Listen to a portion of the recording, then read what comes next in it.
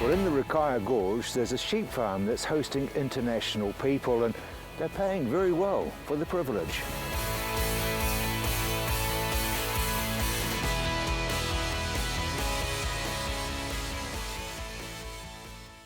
The views don't get much more spectacular than from Middle Rock Station.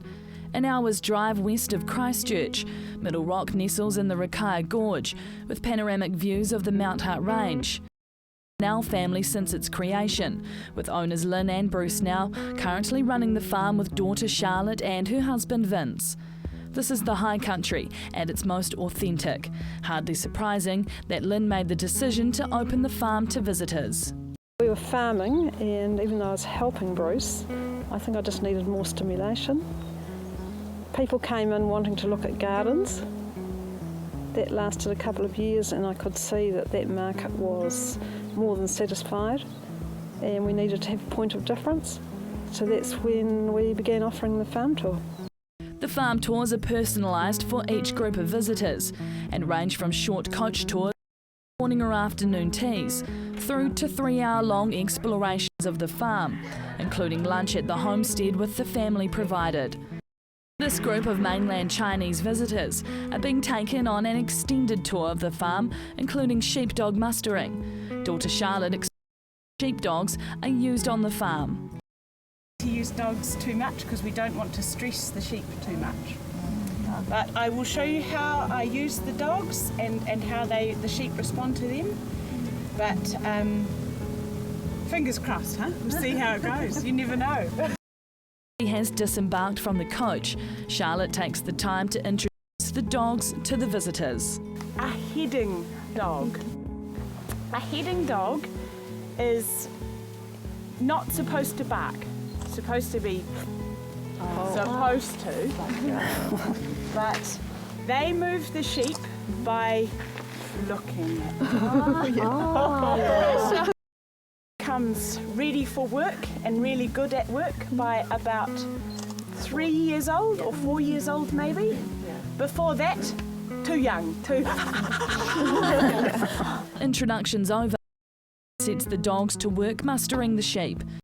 Dogs may understand the commands. The sheep, however, aren't always so sure. Like Charlotte's commands and whistles, the visitors get to see firsthand how unpredictable sheep herding really can be. However, an unrehearsed and realistic slice of high country life. We pride ourselves on, number one, we are a working farm. I think that's why people enjoy coming to visit Middle Rock, is that they see a true farming family, their daily life. Of course we have to make allowances to have them there, and we might rearrange, but no, we try and keep it as authentic as possible, because it's easier that way. The tour resumes with the next stop being a herd of sheep. Station farms over 7,000 sheep, producing fine wool for the apparel trade and export lamb for international meat markets. In this paddock are 600 sheep, all about to be captured on camera. A mob of sheep is a group of sheep, and these are the oldest mothers. Oh, yeah. So they are, there's just a few of the fathers left. Yeah. See the black face ones in the front, and see them sniffing one of the white mothers? Yeah. That is because she is still ready to mate. So the rest of them have probably been mated with, so they have lambs in their bellies. Yeah. If you look to the left, so you can almost see there is a change of colour. See where there's brown and then there's green? Yeah. That is where the fence is, that every day it is an electric fence that I move about 10 metres. And then I open the gate and let the sheep on to have some more food. Record every sheep and every site. I started this business off as garden tours. She had developed this garden over the years, and people wanted to come in and they wanted to buy plants, so that just evolved. And then increasingly I said, well, while we're here, could we go out on the farm? And then all of a sudden the bookings started coming. Garden's lovely, Lynn, but could we go on the farm? And so I think they really want to see how farming operates, where their food's coming from, and what our lives are like. Charlotte provides a full commentary on all aspects of high country station life. It's information that visitors seem keen to hear, and despite the occasional language barrier, they continually ask questions about life in the remote and beautiful setting. Farming is a wonderful way of life, but it's fairly insular. You'll be out in the paddocks or mustering blocks or whatever. You might have a few dogs around you, but there's not many other people. And so to have groups of people coming in, and they're on holiday, so they're relaxed, they're not stressed at all, they're in a wonderful environment, and I get to hear about their world as well as sharing the great things about mine. So I often think we gain just as much, if not more, than they do.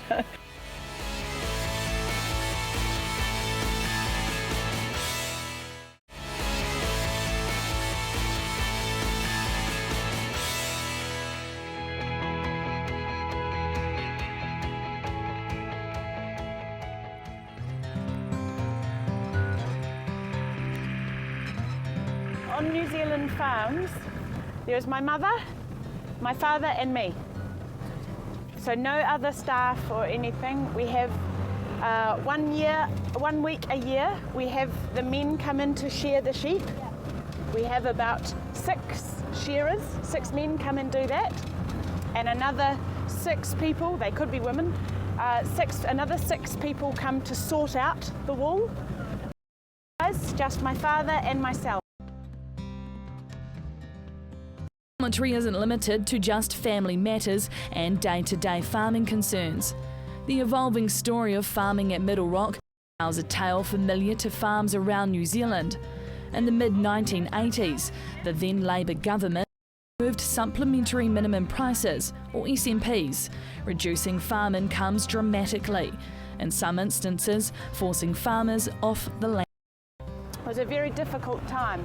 My father at the time had 2 employees, 2 colleagues working with him, and he could not afford them anymore. So he had to change the way he was farming. So what he did was he got rid of cows. He had sheep and cattle, cows, and he got rid of them. So just sheep. So that meant when it was busy, he was busy, but when he had done the sheep work, there was no other work. So it meant cope. The visitors continue to ask questions, take pictures and talk amongst themselves. The tour continues to its next destination. Here Charlotte explains the importance of protecting the natural biodiversity of the land against the potential negative impacts of farming. This has become a big issue in New Zealand lately of keeping our water clean. And the government and the local councils are saying animals, water must be separated. Yeah. And the farmers are saying, what? That is going to cost me so much money to have water and build a fence. Yeah. So again, we have altered our plan. We don't have cows. Cows are a lot of the problem because they will stand in the waterway. They like water. It cools their feet. They say, oh, that's lovely. So they will drink, but they will also stand in it. And so that makes it all dirty. Yeah. So the government is saying it is okay if you farm naturally. So it means that this can be farmed and still look natural, which is our aim. We do not want to ruin our environment, we want to protect it. The commentary concluded, the visitors reboard the coach and head back towards the homestead. Charlotte now talks about her role on the farm, which wasn't what Charlotte originally planned. Like her older siblings, Charlotte left the farm to pursue her own career in the city. We were always told that don't think you're going farming, and you had to go and get a career. And so I went off to boarding school and off to university, and then worked for an Australasian bank for 5 years, I think. And so we probably wouldn't quite call that a major career, but it was certainly another avenue of my life. And then my parents were starting to get a bit older and getting a bit tired, I guess, and something had to be decided, so I made the decision to come home. The decision made Charlotte return home and started becoming more involved with the day-to-day running of the farm. It is a bit strange for me, a female, to go farming. I have one brother and one sister, and I'm the youngest. So normally the eldest boy, it is very traditional, but New Zealand farming can often be the way. It used to be, at least, the eldest boy got the farm. And sometimes that boy didn't really want to go farming, but his father wanted him to, so he did. But my brother, I think a lot of him, because he said, oh, I don't really want to go farming. This paves the way for Charlotte to inherit the farm from her parents, rather than passing down to her older brother. The inheritance is likely to involve her parents, providing financial support for Charlotte to buy the farm from them over time.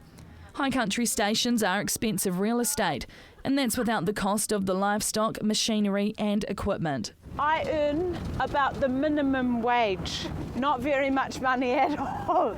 So I cannot afford to buy $6 million farm. So I need my parents to help me. And most sheep farmers in New Zealand are the same. We cannot earn enough off the land to pay for the land. So it is a difficult situation. The coach heads back to the homestead, where Lynn has been preparing lunch for the visitors. Unlike many farm tours, the Nells welcome visitors into their home and share lunch with them. Husband Bruce has been barbecuing the lamb, and Lynn serves drinks to the visitors as they take in the sights of Mount Hutt and the homestead garden. When the lamb is finished, the guests are invited to take their seats at the family dinner table. Please. Thank you. Yum. And the lamb. So this is lamb, and this is salmon, and I'm just explaining to you, you can catch salmon on our property. Oh, you Can, yes. So these are both local foods. Potatoes are homegrown, and if it wasn't winter I could probably grow the lettuce too. And this is just a bean salad. So help yourselves and just spread yourselves around the table if you leave a gap for us to sit.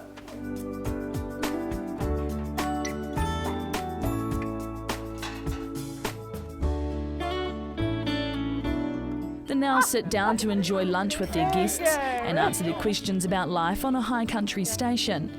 The wine and conversation flows freely, and guests help themselves to second portions of Lynn's food. The Nells believe the experience they're offering has real appeal for urbanites, separated from the healthy air, expansive landscapes and simple way of life they live. Maybe it's trendy or it's generally healthy, but they want to understand that the food that they're eating is sustainable and see that the animals are being well cared for and that we're doing the right thing for the environment and the animal. So the farm tour provides an additional revenue stream for the Nells, but money hasn't been the sole motivator for Lynn. It's our travel fund, it's our discretionary spending fund, it is very important. But that didn't necessarily drive me into tourism in the first place. The farm was viable. Oh, and it still is. I mean, it's really an interest factor for us. It's a way of showcasing what we do because we're proud of it, and there's an interest factor out there. This small herd were all once lambs without mothers, who were hand-raised, making them used to being fed and patted by people. It's clear the visitors have enjoyed their experience, and if not about the money, then what do Lynn and Charlotte now get out of the farm tours? Especially having gone away, and I've lived in cities and done other things, and I came back as a single female as well, and farming is a wonderful way of life, but it's fairly insular. You'll be out in the paddocks or mustering blocks or whatever. You might have a few dogs around you, but there's not many other people, and so to have groups of people coming in and they're on holiday, so they're relaxed, they're not stressed at all, they're in a wonderful environment, and I get to hear about their world as well as sharing the great things about mine. So I often think we gain just as much, if not more, than they do. I think it's very important to hear their comments environmentally. It reinforces what we're being told. We're seeing it straight from the mouths of those people who are consuming our products, how important that message is. And I think it's made us very keen to reinforce that message personally here. We try and talk about wool and the importance of wool, and I'm constantly shocked at how little they know about wool. And basically, we are ambassadors in a way, in a very minor way, for the farming industry, and we're very conscious of that. At the same time that the market was growing, Michelle Cherry and her husband John took the plunge and decided to set up Stone Circle Organics. We thought it would be easier than it was. Commercial growing is very, very different to your own personal garden, very different. And because we had chosen to be certified organic, although when I use the word choose, we didn't choose really, we wouldn't have considered any other way of growing.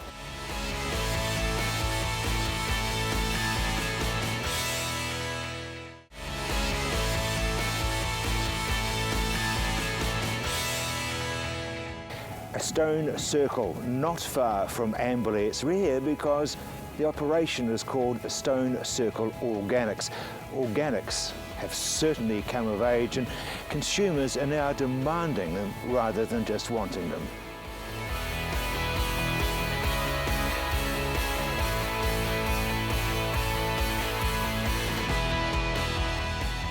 Organic farming has moved into the mainstream, with land and organic cultivation growing by 13% per year over the past decade. Both the local and export markets for organic fruit and vegetables have been growing as more and more people choose to buy organic produce. At the same time that the market was growing, Michelle Cherry and her husband John took the plunge and decided to set up Stone Circle Organics. We thought it would be easier than it was. Commercial growing is very, very different to your own personal garden, very different. And because we had chosen to be certified organic, although when I use the word choose, we didn't choose really, we wouldn't have considered any other way of growing. You have to consider every off-farm input that comes in. Setting up the certification process takes 3 years, it's a lot of paperwork. And we didn't know anything we didn't know where to source seed, or we had to buy equipment. We'd never bought tractors before. I tell you what, we've learned a lot. never listened to weather reports like we do now. All those things. Yeah, it was a steep learning curve, hugely rewarding. 9 years ago, when Michelle set up Stone Circle Organics, there was good government support for organic enterprises. The government was very supportive of organics at that time, and they had 2 programs. There was a young woman, Rebecca Ryder, who set up a mentorship program, and we had heard of growers in Martians Road who'd been growing organically for, well, I think at that point about over 30 years, and asked if they could mentor us, and they did that for a year, which was really wonderful. And also the government subsidised a program where it was Tim Jenkins at the time, Dr. Tim Jenkins from Lincoln University, and he came and assessed the farm, wrote a report about what he recommended for growing, and that was helpful too. It gave us confidence to really get going. Stone Circle Organics found plenty of willing purchasers for their products. Michelle says if the price is right, people are choosing to purchase organics. I believe that most people would choose organics over conventional if they could afford to buy that. And organic vegetables aren't always a lot more expensive. I think dry goods that come from overseas are, but not altogether. Fresh produce doesn't necessarily have to be more expensive. But it's very exciting because there's an initiative in Remuera, New World. The manager of New World up in Remuera has started selling organic produce at the same price, if not cheaper, than conventional produce. And the way he does that, he cuts out the middleman. So he's built up a relationship directly with the farmers, and he sources his avocados, and he sources his carrots and his potatoes. And I find that so exciting. And why wouldn't you choose organics, over conventional? I think that's fabulous. Markets. Markets for us, we wanted to feed local, like shipping our vegetables away, we just didn't. We think the idea of organic farms is to feed local families and local communities, and that's what we wanted to do. So we started with our local farmers market, Waipara Valley Farmers Market, who we were with quite a number of years. And then we set up an online business where people could order their vegetables online. There were box delivery schemes going, but not by the growers. Somebody would buy the produce and make up the boxes and send them out. So we were, in the area, we were the only direct grower that was selling. And every week I'd put out a vegetable list of what we had available for that week, and people would order online, and then we'd make up their boxes, harvest on a Monday, and John would deliver the boxes in town on a Tuesday. So that was pretty good. It was a lot of work, but it was really good because we got to know the families, and we also supplied the local organic shops. The popularity of organics can be seen around the country. And there's a really good organic shop in Oamaru, and the woman there started an initiative. She puts out recipe cards of how to feed a family of 4 for $15 or less on all organic food. And I think that's wonderful. If people can see it's doable, and if they start small, maybe let's try 1 or 2 meals a week organic. It's like the meat thing. People now are having less meat, and the vegetarian, more information's coming out, and they think, okay, I'll have 2 meals vegetarian a week. And it's growing, and I think organics is growing. People's health is a huge concern. It's a huge concern for the world and our nation and our families. And I think we need to get back to real food, not food products that the supermarkets are full of, real food. Despite the demand for real organic food, Michelle says it's still hard work producing organic produce, and it's not for the faint-hearted. You're not in it for the money. It's the passion, it's the commitment to feed people. For me, to feed families that we got to know. We had customers who would go through pregnancies. You'd see the children growing up all on our produce, and knowing people are eating good food, especially children, that's what it is for me.